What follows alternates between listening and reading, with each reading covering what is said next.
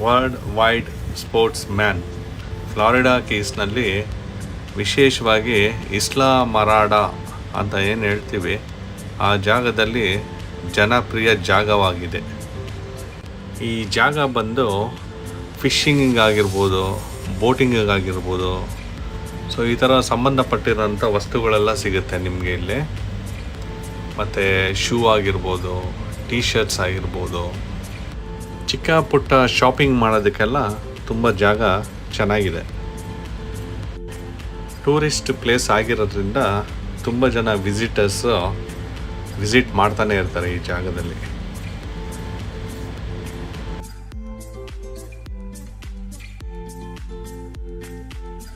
ಜಾಗದಿಂದ ಎಕ್ಸಿಟ್ ಆದರೆ ಹಾಗೆ ನಡ್ಕೊಂಡು ಬಂದರೆ ನಿಮಗೆ ಇಲ್ಲಿ ಬೋಟಿಂಗ್ ಎಲ್ಲ ಇದೆ. ಬೋಟಿಂಗ್ ಹೋಗ್ಬೋದು, ಟ್ರೈ ಮಾಡ್ಬೋದು.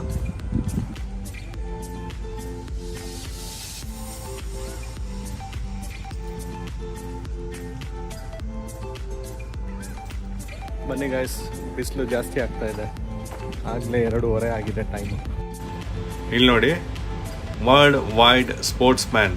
ಈ ಜಾಗದಲ್ಲಿ ಫಿಶ್ಶಿಗೆ ಸಂಬಂಧಪಟ್ಟಿರುವಂಥದ್ದು, ಬೋಟಿಗೆ ಸಂಬಂಧಪಟ್ಟಿರುವಂಥದ್ದು ಏನೆಲ್ಲ ಸಿಗುತ್ತೆ ಅಂತ ಹೇಳಿದೆ.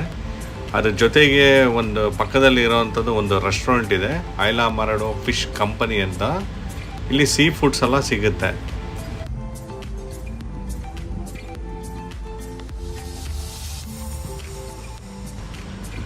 ಹೊಟ್ಟೆ ಹಸಿವು ಇರೋ ಕಾರಣ ಇಲ್ಲೇ ಊಟ ಮಾಡ್ಕೊಂಡು ಹೋಗೋಣ ಅಂತ ಪ್ಲ್ಯಾನ್ ಮಾಡಿದೆ.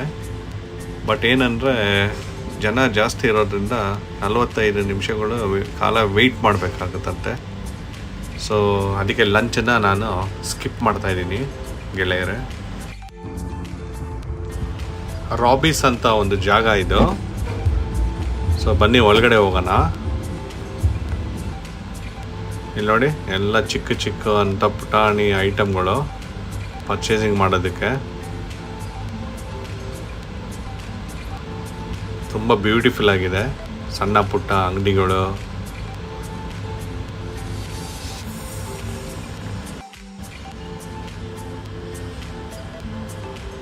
ನೋಡಿ ಎಷ್ಟು ಅಂಗಡಿಗಳಿದೆ ಒಳಗಡೆ. ಚಿಕ್ಕ ಜಾಗ ಇದು, ರಾಬಿಸ್ ಅಂತ. ಅಲ್ಲೆಲ್ಲ ಎಷ್ಟೊಂದು ಅಂಗಡಿಗಳಿದೆ.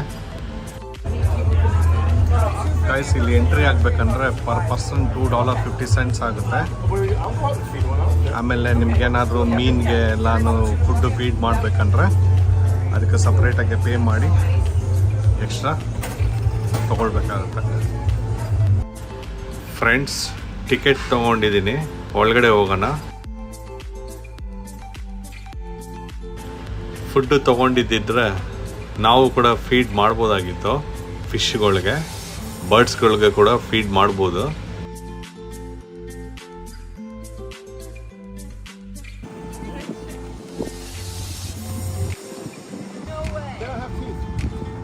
ನೋಡಿ ಗೈಸ್, ಜನರು ಯಾವ ರೀತಿ ಫುಡ್ ಫೀಡ್ ಮಾಡ್ತಾ ಇದ್ದಾರೆ.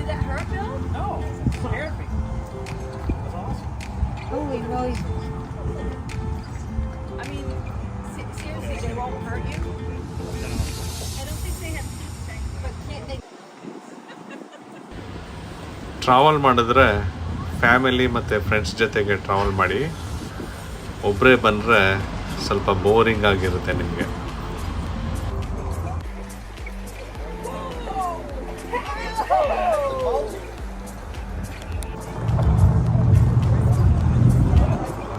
Very nice place, beautiful.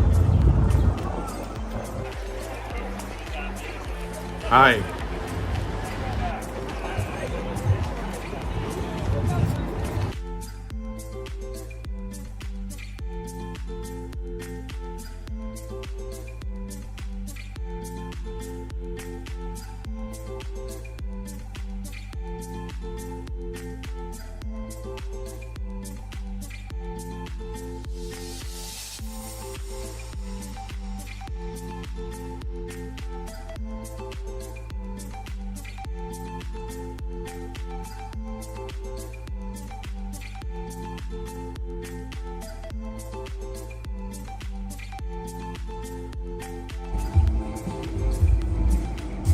Guys, ನಿಮ್ಗೇನಾದ್ರು ಬೋರಿಂಗ್ ಆದರೆ ಮಧ್ಯದಲ್ಲಿ ಸ್ಟಾಪ್ ಇದೆ ನಿಮಗೆ ಇಲ್ಲೇ. ಈ ಜಾಗದಲ್ಲಿ ಸ್ಟಾಪ್ ಇದೆ, ಪಾರ್ಕಿಂಗ್ ಇದೆ. ಇಲ್ಲಿ ಗಾಡಿ ನಿಲ್ಲಿಸ್ಬಿಟ್ಟು ಒಂದು 10 ಮಿನಿಟ್ಸ್ ರಿಲ್ಯಾಕ್ಸ್ ಮಾಡ್ಬೋದು. ನೀವು ಮಿಯಾಮಿಂದ ಕೀ ವೆಸ್ಟ್ಗೆ ಹೋಗೋ ರೋಡ್. ಹೊರಡೋಣ ಗೈಸ್, ಲೇಟ್ ಆಗುತ್ತೆ. ಯಾಕಂದರೆ ಇನ್ನೂ ನಾವು 71 ಮೈಲಿಗೆ ಹೋಗ್ಬೇಕಾಗುತ್ತೆ ಕೀ ವೆಸ್ಟ್ಗೆ. ಸನ್ಸೆಟ್ಗೆ ಹೋಗಿ ರೀಚ್ ಆಗಬೇಕು. ಗೈಸ್ ನಾವು ಇವಾಗ ಇಲ್ಲಿ ಬಂದಿದ್ದೀವಿ ಟರ್ಟಲ್ ಹಾಸ್ಪಿಟಲ್ ಅಂತ. ಸೊ ಹೊರಗಡೆ ಹೋಗ್ಬಿಟ್ಟು ನೋಡೋಣ.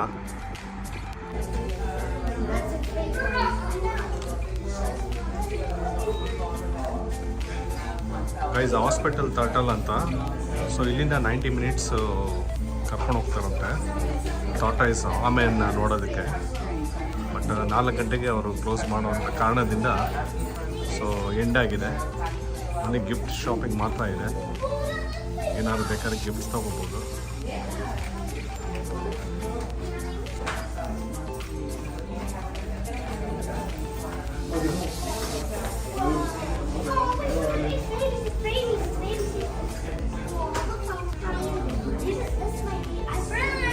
ಗೈಸ್ ಹೇಗೆ ಆಮೆಗಳನ್ನ ರಕ್ಷಿಸ್ತಾರಂತ ಅಂದ್ಬಿಟ್ಟು ಇದು ಟರ್ಟಲ್ ಹಾಸ್ಪಿಟಲ್ ಅಂತ ಇದನ್ನು ಟ್ರೀಟ್ಮೆಂಟ್ ಮಾಡ್ತಾರೆ ಇಲ್ಲಿ. ಸೊ 90 ಮಿನಿಟ್ಸ್ ಹೋಗಬೇಕು ಇಲ್ಲಿಂದ. ಬಟ್ 4 ಗಂಟೆಗೆ ಕ್ಲೋಸ್ ಆಗಿರೋಂಥ ಕಾರಣ ನಾವು ಇದನ್ನು ಸ್ಕಿಪ್ ಮಾಡಬೇಕಾಗುತ್ತೆ ಈಗ. ಯಾಕಂದರೆ ನಾವು ಒಂದೇ ಒಂದು ದಿನ ಪ್ಲ್ಯಾನ್ ಮಾಡಿರೋದ್ರಿಂದ ಸೊ ಕಷ್ಟ ಆಗುತ್ತೆ. ಕೆಲವು ಪ್ಲೇಸಸ್ಗಳು ಟೈಮ್ ಸರಿಯಾಗಿ ಹೋಗಲಿಲ್ಲ ಅಂದರೆ ನಾವು ನೋಡೋಕ್ಕಾಗೋದಿಲ್ಲ. ನೋಡಿ ಸ್ನೇಹಿತರೆ, ಇದು 7 ಮೈಲ್ ಬ್ರಿಡ್ಜ್ ಅಂತ. 7 ಮೈಲ್ಸು ಈ ಬ್ರಿಡ್ಜ್ ಇರೋದು. ಸೊ ಬ್ರಿಡ್ಜ್ ಮೇಲೆ ಹೋಗ್ಬೇಕಾಗುತ್ತೆ ನಾವು. ತುಂಬ ಚೆನ್ನಾಗಿರುತ್ತೆ.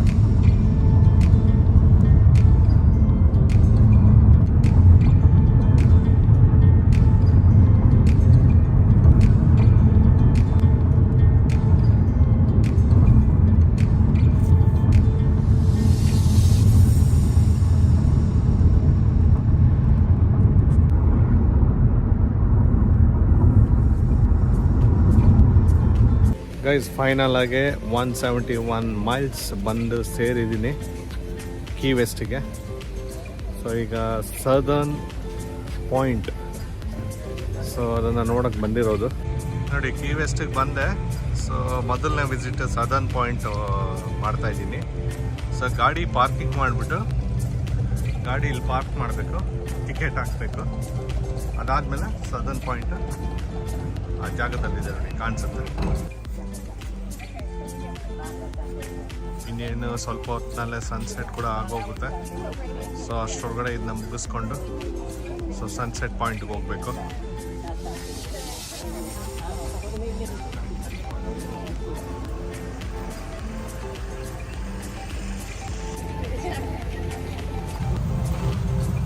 ಗೈಸ್ ಇಲ್ಲಿ ನೋಡಿ, ಇದು ಸದರ್ನ್ ಪಾಯಿಂಟ್. ಸೊ ಇಲ್ಲಿಂದ 90 ಮೈಲ್ಸು ಕ್ಯೂಬಾ ದೇಶ ಈ ಕಡೆಗೆ.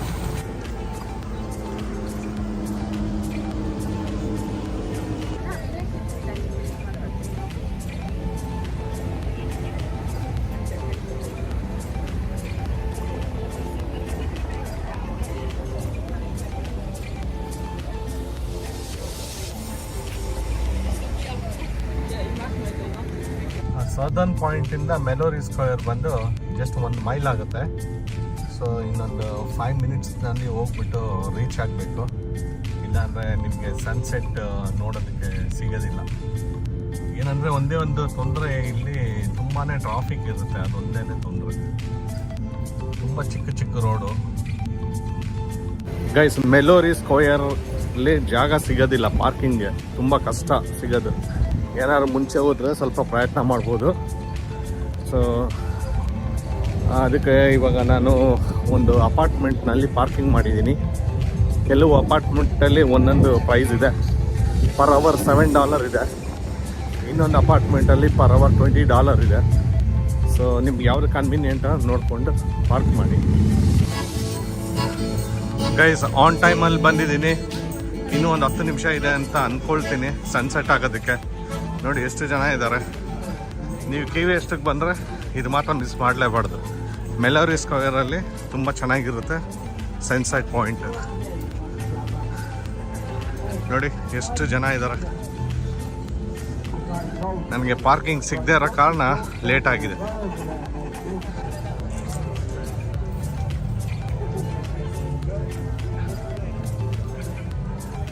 ನೋಡಿ ಗೈಸ್, ಮೆಲೋರಿ ಸ್ಕ್ವೇರ್ ಅಲ್ಲಿ ಎಷ್ಟು ಚೆನ್ನಾಗಿದೆ sunset point.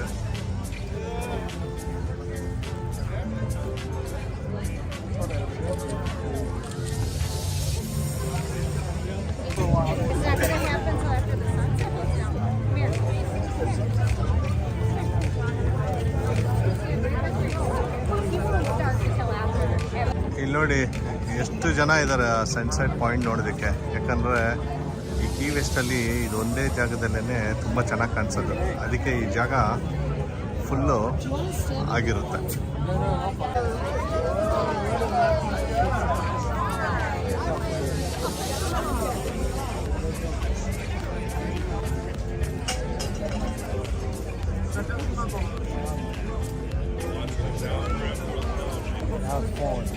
The cloud is going. Cloud is killing it. Not gonna go down under the like under the water.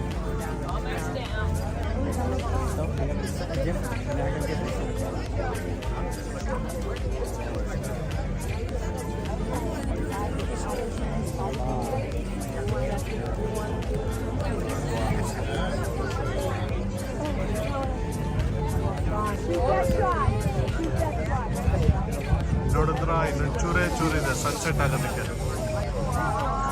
Sunset ಆಗೋಯ್ತು.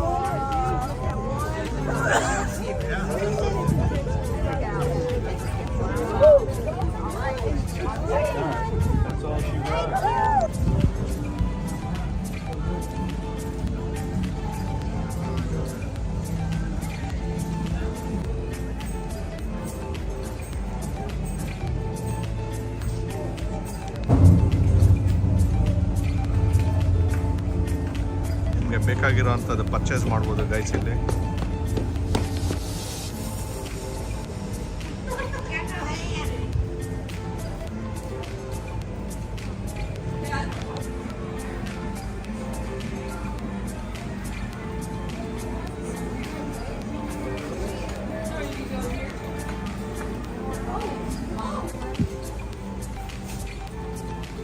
ಟೈಮ್ ಆಗ್ತಾ ಇದೆ, 7 ಗಂಟೆ ಆಯಿತು. ಇನ್ನು ಒಂದೇ ಒಂದು ನೋಡ್ಬೇಕಂತ ಅಂದ್ಕೊಳ್ತಾ ಇದ್ದೀನಿ. 0 ಸೈನ್ ಇರೋವಂಥ ಬೋರ್ಡು, ಅದು ಅಮೇರಿಕಾ ಎಂಡ್ ಆಗೋ ಅಂಥದ್ದು. ಅದೊಂದು ನೋಡೋಣ, ಟೈಮ್ ಸಿಕ್ಕರೆ ಇವಾಗ ಹೋಗ್ಬಿಟ್ಟು ವಿಡಿಯೋ ಮಾಡ್ತೀನಿ. ನೋಡಿ, ರಾತ್ರಿ 7 ಗಂಟೆ ಆಗಿದ್ರು ಇನ್ನೂ ಸ್ವಲ್ಪ ಬೆಳಕು ಕಾಣಿಸ್ತಾನೆ ಇದೆ ಕೀ ವೆಸ್ಟಲ್ಲಿ.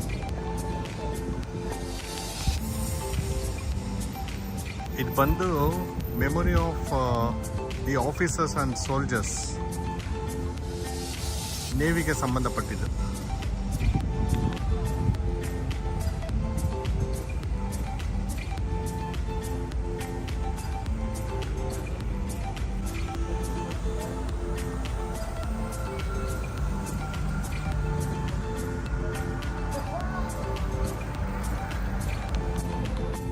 ಕೀ ವೆಸ್ಟಲ್ಲಿ ನೋಡೋ ಅಂಥ ಜಾಗ ಇನ್ನೂ ಸುಮಾರು ಇದೆ.